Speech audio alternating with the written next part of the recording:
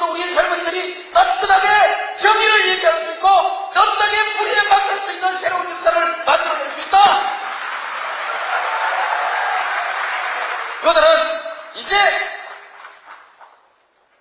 박수하고 이게 조절을 잘못해가지고 힘이 어느 때인가부터 제가 대통령이 되겠다고 말을 하기 시작했어요. 많은 분들이 제게 무엇을 했느냐를 묻지 않고 무엇을 하겠느냐 비전을 내놓으라고 했어요. 비전을 생각해봤습니다. 제 마음에 가장 드는 비전, 그것은 전두환 대통령이 50대 내놨던 정의로운 사회였습니다. 노태우 대통령이 내놨던 보통 사람의 시대도 상당히 매력 있는 비전이었습니다. 신한국, 세계화, 정보화, 개혁, 문민정부의 비전도 참 좋았습니다.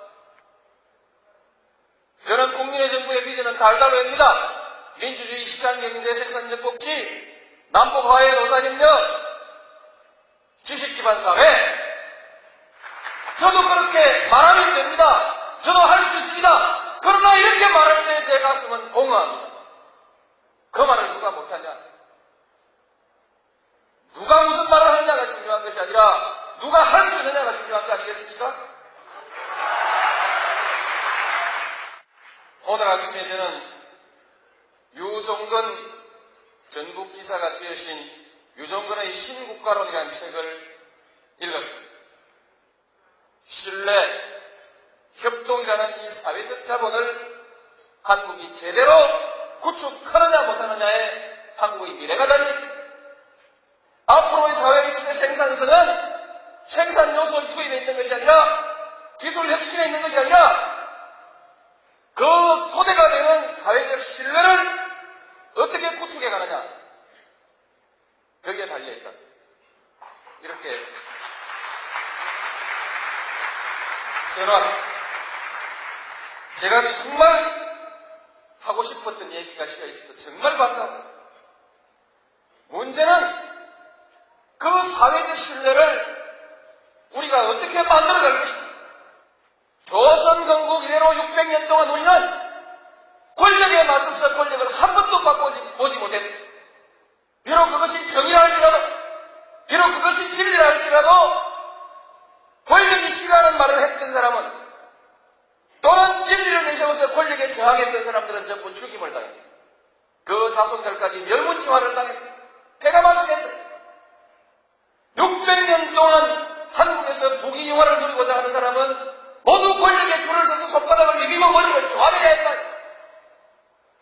그저 밥이나 먹고 살고 싶으면 세상에서 어떤 부정이 저질러져도, 어떤 불의가 문 앞에서 벌어지고 있어도, 강자가 부당하게 약자를 짓밟고 있어도 옳은 척하고 고개 숙이고 외면했어요. 눈 감고 귀를 막고 비굴한 삶을 사는 사람만이 목숨을 부지하면서 밥이라도 먹고 살 수 있던 우리 600년의 역사, 제 어머니가 제게 남겨주었던 제 가훈은 야이놈아, 오남돌이 정 만든다 계란으로 밥이 식이다. 바람 부는 대로 물결 치는 대로 눈치 보며 살아라. 80년대 시위하다가 감옥 간 우리의 정의롭고 혈기 넘치는 우리 젊은 아이들에게 그 어머니들이 간곡히 타일렀던 그들의 가훈 역시 야이놈아 계란으로 밥이 식이다. 그만둬라. 너는 뒤로 빠져라. 이 비겁한 교훈을 가르쳐야 했던 우리의 600년의 역사, 이 역사를 청산해야 합니다. 권력에 맞서서 당당하게 권력을 한번 쟁취하는 우리의 역사가 이루어져야만이 이제 비로소 우리의 젊은이들이 떳떳하게 정의를 얘기할 수 있고 떳떳하게 불의에 맞설 수 있는 새로운 역사를 만들어낼 수 있다. 저는 민주당의 후보가 되는 순간 국민들에게 정계 재편을 제안할 것입니다. 지금의 이 정치 구도로서는 싸움밖에 할 것이 없습니다. 지역끼리 싸우니까 국회의원들도 국회에 가면 지역끼리 싸워야 합니다. 싸우지 않는 국회의원은 자기 고향에서 인기가 떨어집니다. 정치가 제대로 되려면 지역구도를 해체하고 이념과 정책에 의해서 당을 다시 만들어야 합니다. 제대로 된 정치를 할 수 없는 이 왜곡된 정치구도를 풀어버리고 국민을 위해서 진정한 정치를 할 수 있는, 정책에 의해서 당당하게 협조하고 인물에 의해서 평가받는 정상적 정치를 만들어가는 정계의 재편입니다. 따라서 이것은 역사의 순리에 맞습니다.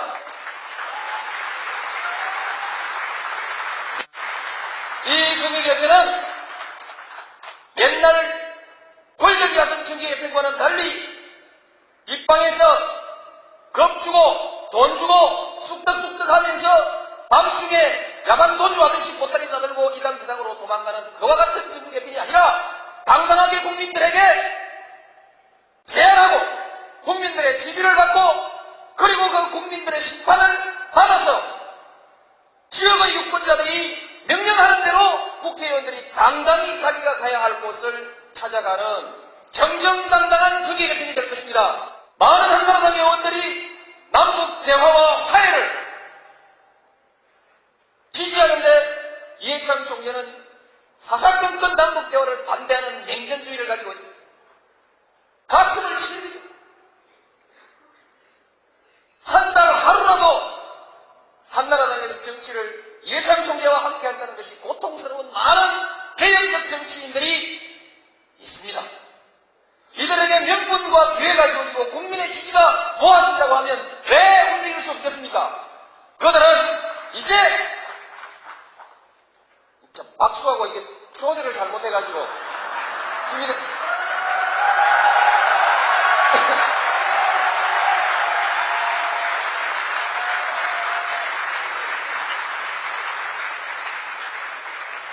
정계개편 하면서 지방자치 선거 치르고 정계개편 완성하면서 대통령 선거 치르고 2003년 2월 새 정부가 출범할 때에는 우리 민주당이 여대 국회로서 안정된 정치적 토대 위에서 이제 본격적인 개혁을 그리고 본격적인 남북대화를 진행해 나갈 수 있는 그런 정당으로 그런 정부로 새롭게 출발하게 될 것입니다. 여러분, 1년 전에도 했고 올해도 하고 내년에도 해야 되고 우리가 일상적으로 집에 청소하듯이 조금씩 개량해야 되는 일이라면 저는 모든 것을 총리에게 맡겨야 된다고 생각합니다. 대통령은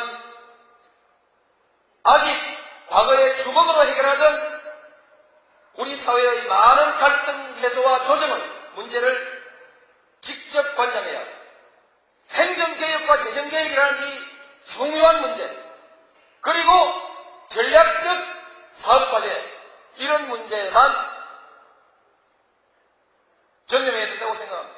그래서 권력을 나누는 수직적 피라미드가 아니라 수평적 네트워크로서 상호의 토론과 협력을 통해서 민주적으로 문제를 풀어가는 새로운 정치 모델을 한번 만들어 보겠습니다. 그동안 제가 여러 차례 대통령 후보 경선에 나서겠다고 이렇게 선언을 해드렸는데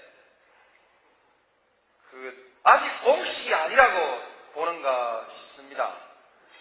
그래서 오늘 공식 선언하냐고 자꾸 묻길래 공식한 공식이 어디 있냐고 그랬더니 공식으로 해야 신문에 쓰던데요.